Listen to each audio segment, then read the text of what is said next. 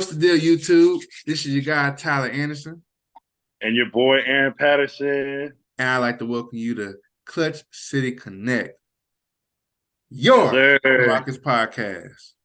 And today, we like to talk to you about something that's going on. There's been a lot of craziness going on this weekend. And Ooh, a lot of it. but it's some positive things and some negative things too, that we are both happy about and upset about.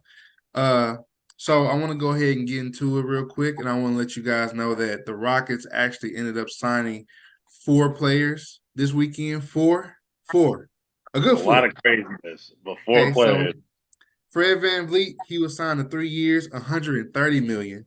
Dylan Ooh. Brooks in a signing trade was signed to 4 years, 80 million. Jock Landale, who played recently for the Suns, he got a 4-year deal worth 32 million.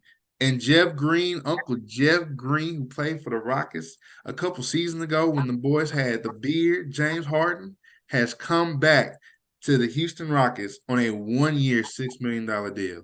So tell Uh, me, what do you think about those transactions? ooh.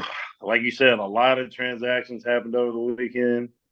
Let's start off with Fred VanVleet, the point guard for the next 3 years. Did we overpay?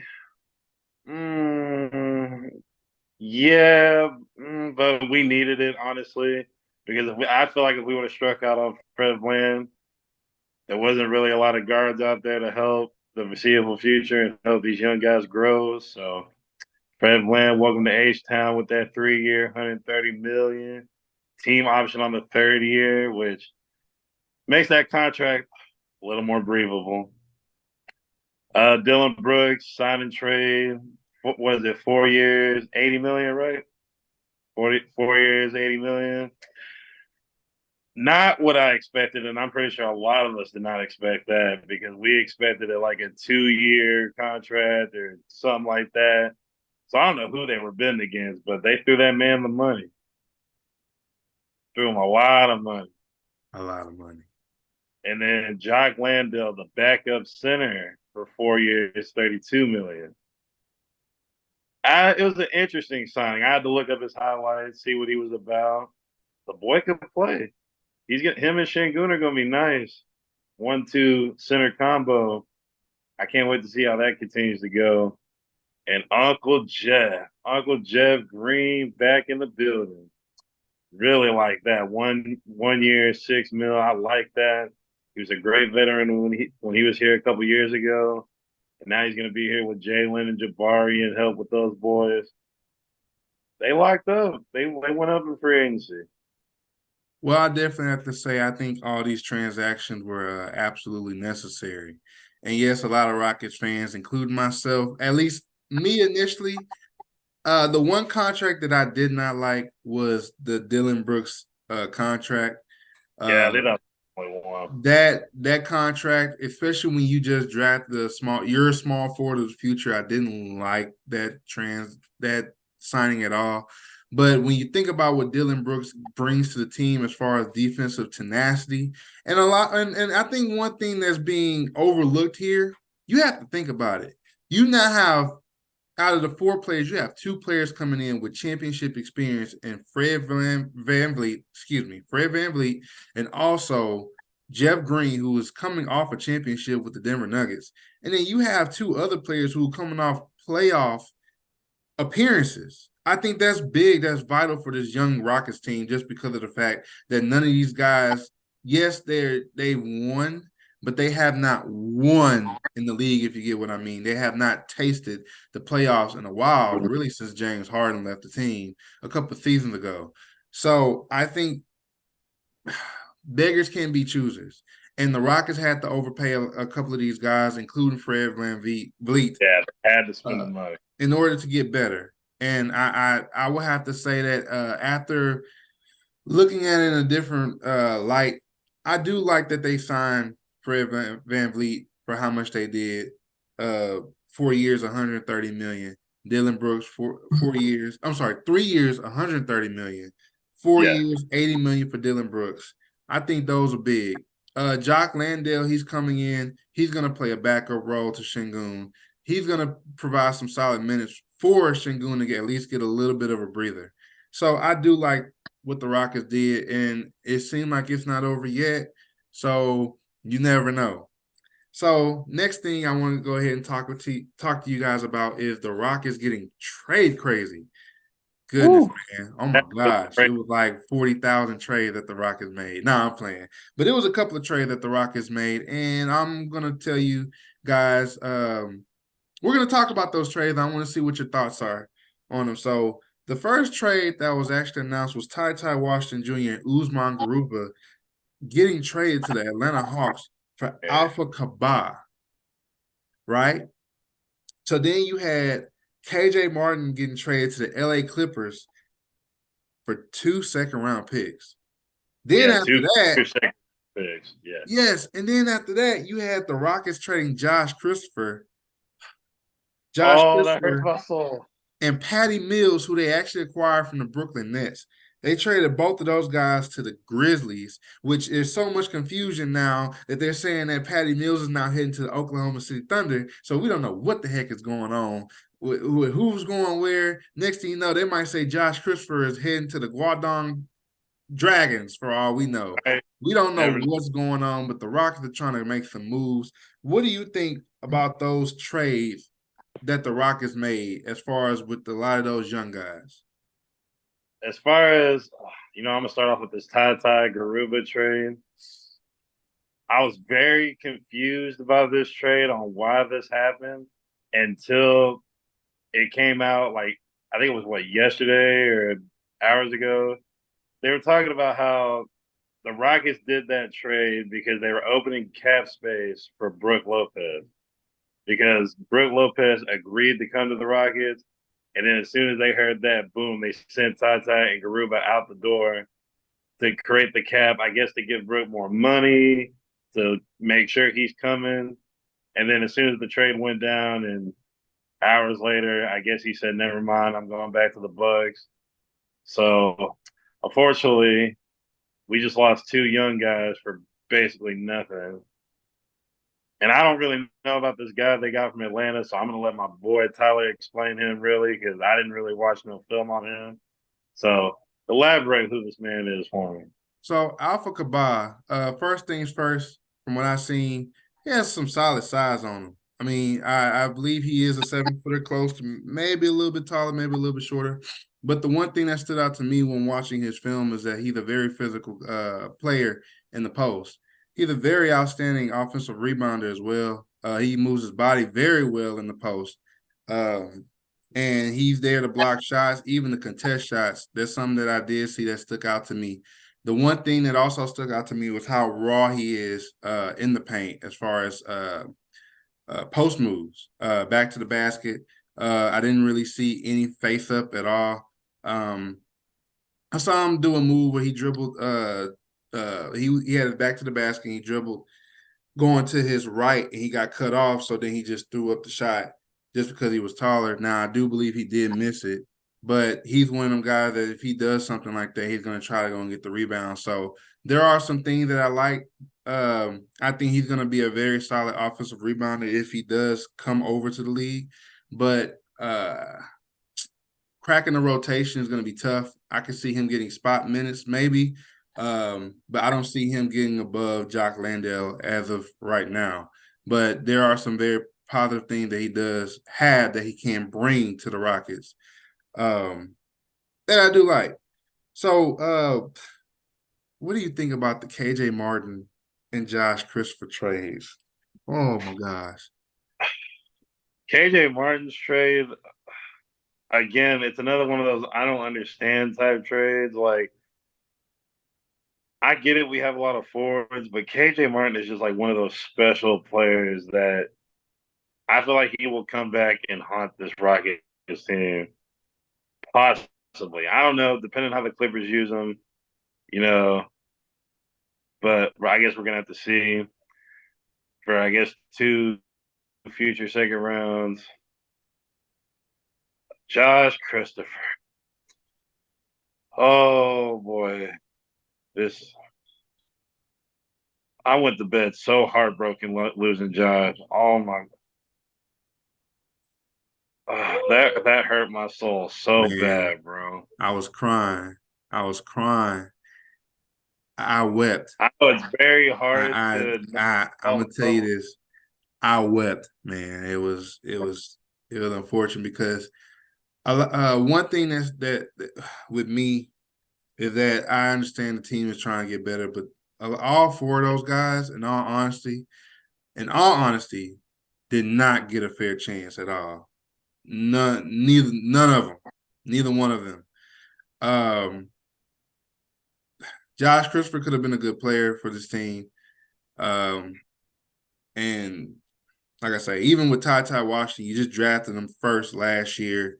Give him up, and I get it. You're trying to make space for Brooke Lopez, but you pretty much, as my guy Aaron AP said, you gave them away for nothing. You gave Ty Washington away for nothing, regardless of if he would have gotten minutes here or not. If you were going to use him as trade bait, you could have used him in a different scenario. It didn't have to be because you're trying to open up cap space, but that's neither here nor there. Um, Rockets gave up two former first round picks for nothing in that scenario. And as far as KJ Martin, um, I want to kind of cycle you back, man, make you remember something.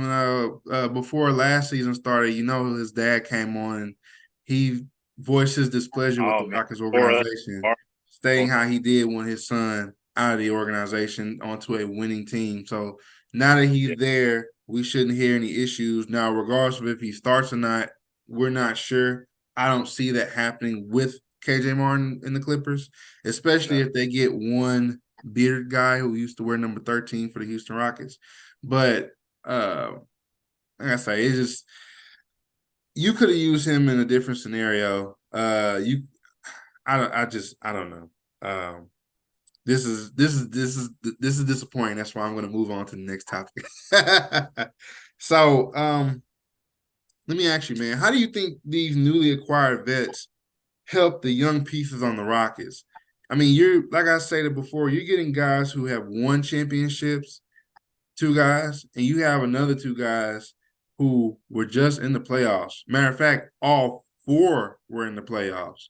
Even if it's just a play-in, Yeah. experience. So, what are your thoughts on how these vets can help this young core for what they have currently? How do you think they could benefit from the vets being in Houston?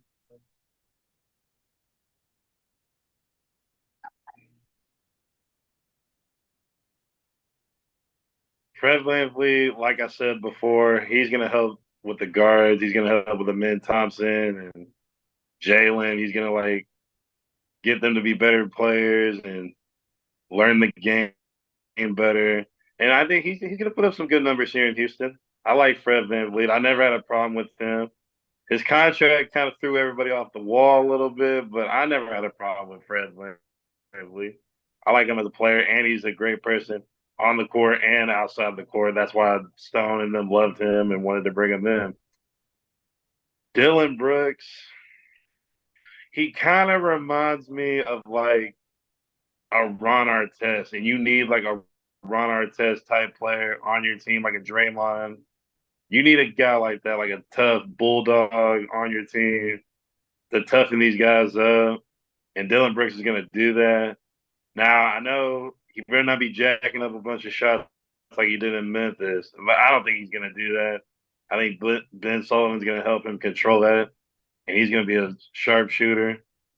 I hope we're not seeing him jack up 25 shots a game and so on because we don't need that. Just come here, play that bulldog defense, put some points on the board. We're gonna be all right. Jock Landale, I like him. He's solid. He's kind of a surprise free agency signing. Like nobody really thought. Everybody in the kind of was like, "Who is Jock Landale?" If you haven't seen him play, but I watched his highlights. I think he's gonna be solid with Shingun. And then Uncle Jeff Green's back. Another veteran preference for this team. It's like Udoka said, he wants adults. He wants some toughness. He wants some veterans to help these young guys get to the promised land. And we're going to get there. Well, I definitely think having the vets, all of them here, is going to be beneficial to this team. And I also think that this team is going to surprise a lot of people next season. I do. Currently, a lot of people, as of right now, have the Rockets finishing 14th or 13th in the West. And I don't see that. I think the way this team is being built towards a positive outcome, not necessarily a negative one where you're just continuing to draft players. You got young kids on the team and they don't really know how to win, so they're just doing their own thing, right? I think that's dead with Ime Udoka Yeah. here. So I want to ask you, man. So with all these new signings, where does Jay Sean Tate fit in all of this, man? Because it just seems like it's redundant to have him at this point. Hmm. I don't know. I don't know where he's going to get these minutes from, especially with Cam and Jabari and Tyree and Jeff Green. Unless they're just going to flat out not play Jeff Green or they're not ready for Cam Whitmore just yet. They don't want to rush him. I don't know where I see him on this team and on this roster. In my opinion, I think they should send him to Memphis with this Dylan Brooks trade, try to clear a little bit more cap space, or just send him somewhere and build more cap. Because to me, really, Tate doesn't make sense on this roster. Does it? What you at this point, what you're looking for in a small forward is someone who can not just defend, but also someone who can put points on the board. And Jay Sean Tate does that, but it's in small sample sizes. So what I mean is that he's better closer to the rim than away from the rim, if that makes any sense. So it's going to be very interesting to see. They did come out with a report stating that Ime Udoka does value his leadership and his defensive tenacity.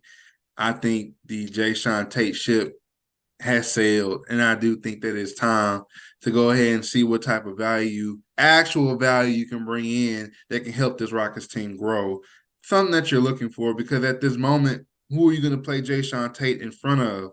Now, I get it. You do have Jeff Green, but I think Jeff Green is going to serve more as a actual veteran, someone who doesn't play that much but gets in the game, that coaches and counsels. Think of like a Udonis Haslam with the Miami Heat the last couple of years, a guy that's just on the bench, just coaching the team up, letting them know, hey, you're supposed to be here and here. Why is your guy here and there? Like, I think I every was just thinking team that. needs that. And I think every team needs that. Someone who has been in the league for a while, someone who knows the ropes, someone who's been in the league for 10 plus years is nothing someone who's been in there lesser can tell them. Everything that a young player needs to learn, it comes from someone who has that type of veteranship to where they've been there, they've done that, and they've learned from that, they grew from that. So that is something that I think will be very beneficial towards this young team. But as far as Jay Sean Tate's situation, I think that it's time to go ahead and see what type of value you can get in a possible trade for Jay Sean Tate. So I want to go ahead and segue. We're going to talk about the Rockets transactions. So recently, the Rockets actually re-signed Darius Days and Trevor Hudgens to two-way contracts. What are your thoughts on that? I like it. I mean, they both played pretty good. They both played pretty good in Rio Grande Valley for the Vipers. Almost said the wrong team. Uh, About to sound like Drake talking about Fred Van V's comment. Nah, but they both played solid. I'm glad they're getting their two-way contracts. Good job. Respect that. I like it. I like it. It's going to be interesting to see, man, because, two-way contracts are not promised. And Yeah. mostly we haven't really seen players like from the previous year or previous season carry on to a two-way contract. And I'm going to say something that might make some people mad, but it wouldn't surprise me if one of those players lost that two-way and they brought back someone who they just waived a couple days ago. Oh, It please. wouldn't surprise me. I think Stone really likes him. And I'm not gonna mention his name because we Um, know uh, we have moved past that part of our Rockets lives. But because the name that still part looms high in the community, man. It's crazy. But is that part took away certain people's playing time. If y'all know who we're talking about, yeah, that were traded, unfortunately. yep. So poor mismanagement from the Rockets, poor asset management from the Rockets. One thing I will not do, I will be positive when it's time to be positive, and I will be blunt, and I will talk negative about my favorite team when I do not like the move that they're making. Um, I just think that the trade that they made, at least two of them, were just yeah. Anyway, so I also want to talk to you guys and let you guys know that the Rockets actually signed Amon Thompson and Cam Whitmore to their rookie scale contracts. Now, most of the time, these rookie scale contracts are undisclosed. We'll get a number probably somewhere down the road, maybe before training camp, maybe during the season. But what are your thoughts on that? It's official. The It's boys are here official. now. So, and then with them signing their contracts, they can't be traded for a while. So even if the Rockets want to trade them, they can't trade them until after it's like pretty much like a moratorium period where they have to wait. But I see those two not going anywhere. I can see them being Rockets. I can see them being Rockets. So that's the positive thing that I see. And last but not least, I Those want to jerseys. talk to you guys about the coaching staff, man. Let's talk about the coaching staff. So you got head coach Ime Udoka, but with Ime Udoka, he brought in Ben Sullivan, Royal Ivy, Garrett Jackson, Tiago Splitter, Cam Hodges, and Mike Moser. What are your thoughts on those names that are going to be on the Rockets bench, helping coach these guys up to try to get them to the promised land, which is the NBA Finals? Really, really solid staff. I know how many is it? Three of those guys came from Boston. So he's building a win now type culture. It's like he said, he has not missed the playoffs since being a head coach. So and he's not going to start that trend now in Houston. He's ready to get these guys on the board and this staff. This is a very solid staff. I love the staff, man. And then another thing too is he brought his guy Tiago Splitter. Oh, excuse me, Tiago Splitter in. So I think the coaching staff is solid, man. Like when I seen the names, I mean I just smile from ear to ear. That's just being honest, just because this is probably going to be one of the best coaching staffs that we've had in a very long time. These guys know what they're doing. They've been in winning situations, especially if they're coming from Boston on Ime Udoka's staff, where they actually went to the finals in his first year coaching them. So I think that's going to be a very vital experience that's going to help the Rockets team grow. Well, you missed somebody Nope, off that I'm I'm I'm missing somebody, man. That's somebody. the we ain't announced John Lucas, man. But you know what? With John Lucas, you don't have to worry about not like about seeing him on the bench because guess what? He's gonna be in the front office. That's right. The Rockets Woo! have moved John Lucas, who is a Houston legend, who has helped a lot of youth players grow in the community. They have moved him to the front office to be an assistant to general manager Raphael Stone. What are your thoughts on that move? I love it. I love it. I love it. Man, when that staff official staff came out, I was very scared. I was like, "Where is John Lucas? This man is the heart and soul of the city. He is the heart and soul of this Houston Rockets franchise." And I was like, "Man, if he is not on this roster, I hope he is. I hope he's staying somehow. He better not go." And to give him the office job, that is a big blessing because we love John Lucas and we're glad he's staying. Glad staying too. Like I say, he's a staple in Houston basketball. The man is known worldwide. I mean, he's done a lot of positive for a lot of kids in the Houston community, and even for NBA players. I mean, he looks out. He is a really stern guy, but he's a good guy. It comes from a place of love if he's fussing at you. I've heard a couple of stories, but he holds people accountable. That's the best thing. That's the best way I could put it. Also, I want to talk about one more thing. The Rockets' first Summer League game against the Portland Trailblazers. You're going to finally see the number 4 pick versus the number 3 pick in Summer League action. I will be watching. What about you? Yeah. Gotta watch the game. Come on now. Friday night, gotta watch the game. I don't know, man. I don't know. You think we should do something special for our YouTubers, man? Maybe, do a little live feed. I don't know. We might. It's something that we might work on. What you think? We should totally do it. Yeah. That'd be lit. It's something we might do. I don't, We'll figure something out. We might just do a recap of the first game, But what do you think, my man? You think that's a good stop off point? I think we covered a lot of information big time tonight. So episode 4 though. What'd you say? My bad. Episode 4. Y'all get ready. I want you guys to check in and tune in to episode 4 coming very soon. But I want to thank you guys so much for joining us here at Clutch City Connect. This is your guy, Tyler Anderson.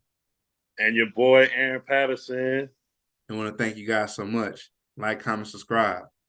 Peace. Peace.